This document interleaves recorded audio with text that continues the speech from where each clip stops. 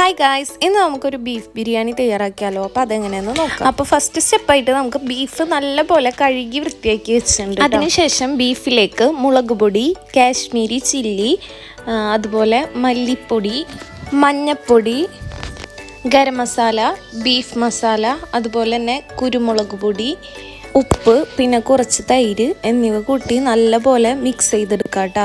ബീഫിൽ നല്ലപോലെ മസാലയൊക്കെ ഒന്ന് സെറ്റായി വരണം. പിന്നെ തക്കാളിയും കൂടി ഇതിൽ ചേർത്ത് കൊടുക്കണം കേട്ടോ. എന്നിട്ട് നല്ലപോലെ മിക്സ് ചെയ്തെടുക്കണം കേട്ടോ. ഞാൻ ഇതിൽ തക്കാളി ചേർക്കാൻ മറന്നിട്ടുണ്ട് കേട്ടോ, അതിന് പറയാൻ വിട്ടുപോയി. പിന്നെ അതിനുശേഷം വെളുത്തുള്ളി, ഇഞ്ചി, പച്ചമുളക് എന്നിവ ചതച്ചെടുത്തിട്ട് ആ മസാലയിൽ തന്നെ ഒന്ന് ചേർത്ത് കൊടുക്കാം കേട്ടോ.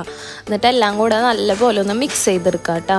നല്ലപോലെ ഒന്ന് മിക്സ് ചെയ്തെടുത്തതിന് ശേഷം മസാലയൊക്കെ ഒന്ന് പിടിക്കാൻ വേണ്ടിയിട്ട് കുറച്ച് നേരം ഒന്ന് ഫ്രിഡ്ജിൽ വെക്കാം കേട്ടോ.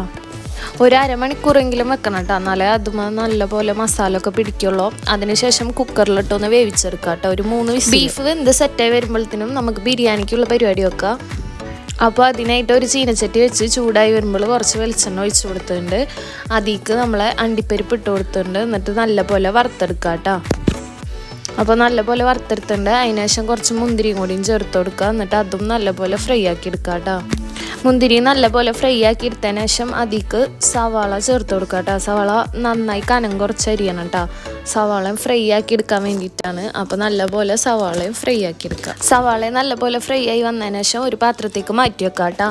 അതിനുശേഷം നമുക്ക് റൈസ് ഒന്ന് സെറ്റാക്കി എടുക്കുക. അപ്പോൾ അതിനായിട്ട് ഒരു പാത്രം വെച്ച് അതിലേക്ക് നെയ്യ് ഒഴിച്ച് കൊടുക്കുക. അത് മെൽറ്റായി വന്നതിന് ശേഷം സ്പൈസസ് ചേർക്കുക. പിന്നെ വെള്ളം ചേർക്കുക. 1 ഗ്ലാസ് അരിക്ക് 1.5 ഗ്ലാസ് വെള്ളം എന്ന അളവിൽ വെള്ളം ചേർത്ത് കൊടുക്കുക. പിന്നെ ഫ്രൈ ആക്കി വെച്ചതിന് കുറച്ച് സവാളയും കൂടി അതിൽ ചേർത്ത് കൊടുക്കുക കേട്ടോ. പിന്നെ ഉപ്പ് ചേർത്ത് കൊടുക്കുക. വെള്ളം നല്ലപോലെ തിളച്ച് വന്നതിന് ശേഷം അരി ചേർത്ത് കൊടുക്കുക കേട്ടോ. പിന്നെ കുറച്ച് ചെറുനാരങ്ങ നീരും കൂടിയും ചേർത്ത് കൊടുത്ത് നല്ലപോലെ ഒന്ന് ഇളക്കി മിക്സ് ചെയ്തെടുക്കുക കേട്ടോ. അപ്പോഴേക്കും നമുക്ക് ബീഫ് നല്ലപോലെ സെറ്റായി കിട്ടിയിട്ടുണ്ട്. ബീഫ് നല്ല രീതിക്ക് വെന്ത് വന്നിട്ടുണ്ട്. അടുത്തതായിട്ട് ഇനി നമ്മൾ ബിരിയാണി ദമ്മിടാൻ പറ്റിയൊരു പാത്രം എടുക്കുക. അതിൽ കുറച്ച് ഡാൽഡ ഒഴിക്കുക. അതിനുശേഷം നമ്മൾ വേവിച്ച് വെച്ചിരിക്കുന്ന ബീഫ് ചേർക്കുക. എന്നിട്ട് എല്ലാം കൂടെ നല്ലപോലെ ഒന്ന് മിക്സ് ചെയ്തെടുക്കുക. അതിത് കുറച്ചൊന്ന് വറ്റി വരണം. അപ്പോൾ അതിലുള്ള കറിയൊക്കെ നല്ലപോലെ വറ്റി വന്നിട്ടുണ്ട്. അധികം വറ്റിക്കേണ്ട. അതിനുശേഷം നമ്മൾ പിന്നെയും ഫ്രൈ ചെയ്ത് വെച്ചിരുന്ന സവാള കുറച്ച് ഇതിൽ ബീഫിൽ ചേർത്ത് കൊടുക്കുക കേട്ടോ. എന്നിട്ട് എല്ലാം കൂടെ നല്ലപോലെ ഒന്ന് മിക്സ് ചെയ്തെടുക്കാം. നല്ലപോലെ മിക്സ് ചെയ്തെടുത്തതിന് ശേഷം നമുക്ക് റൈസ് കുറച്ചായിട്ട് ചേർത്ത് കൊടുക്കാം കേട്ടോ. ഇതിൽ പകുതി റൈസ് ഇപ്പം നമ്മൾ ചേർത്ത് കൊടുക്കണം കേട്ടോ. അപ്പോൾ പകുതി റൈസ് ചേർത്തതിന് ശേഷം അതിൻ്റെ മേലെ കുറച്ച് മല്ലിയില, പുതിനയില, അതുപോലെ തന്നെ സവാള ഫ്രൈ ആക്കിയത്, പിന്നെ കുറച്ച് അണ്ടിപ്പരിപ്പ്, മുന്തിരി അതെല്ലാം ഒന്ന് ജസ്റ്റ് വിതറി കൊടുക്കാം കേട്ടോ. അതിനുശേഷം ബാക്കി പകുതിയുള്ള റൈസും കൂടിയും ചേർത്ത് കൊടുക്കാം കേട്ടോ.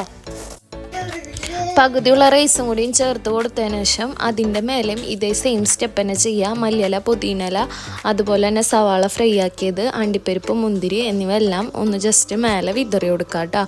അപ്പോൾ ഒരു 15-20 മിനിറ്റ് ദമ്മിൽ കിടന്ന് ഒന്ന് സെറ്റായി വരണം കേട്ടോ. പിന്നെ കുറച്ച് പൈനാപ്പിൾ എസൻസും കൂടെ ചേർത്ത് കൊടുക്കണം. എന്നിട്ട് മൂടി വെച്ച് ഒരു 20 മിനിറ്റ് ദമ്മിട്ട് കഴിഞ്ഞാൽ നമ്മളെ ബീഫ് ബിരിയാണി ഇവിടെ തയ്യാറായിട്ടുണ്ട്. അപ്പോൾ എല്ലാവരും ഒന്ന് ട്രൈ ചെയ്ത് നോക്കുക. അതിനുശേഷം ഫീഡ്ബാക്കൊക്കെ ഒന്ന് കമൻറ്റ് ചെയ്യുക. അപ്പോൾ താങ്ക്സ് ഫോർ വാച്ചിങ്.